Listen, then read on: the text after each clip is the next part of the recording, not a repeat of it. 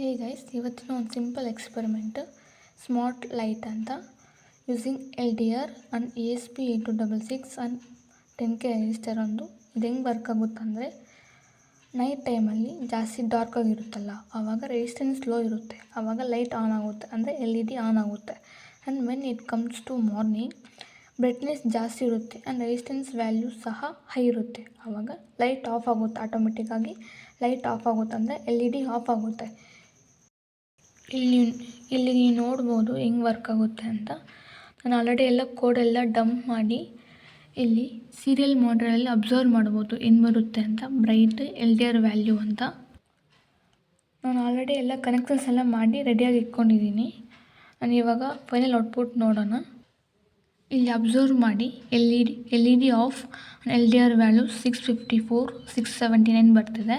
ಇವಾಗ LED on ಯಾವಾಗ ಆಗುತ್ತೆ ಅಂದರೆ, ಯಾವಾಗ ಬ್ರೈಟ್ನೆಸ್ ಇರಲ್ವೋ, ಅಂದರೆ ಡಾರ್ಕ್ ಆಗಿರುತ್ತೋ ಆವಾಗ LED ಆನ್ ಆಗುತ್ತೆ. ಅಬ್ಸರ್ವ್ ಮಾಡಿದ್ದೀರಾ? ಡಾರ್ಕ್ LED ಆನ್ ಆಗುತ್ತೆ, ಬ್ರೈಟ್ನೆಸ್ ಬಂದಾಗ LED ಆಫ್ ಆಗುತ್ತೆ.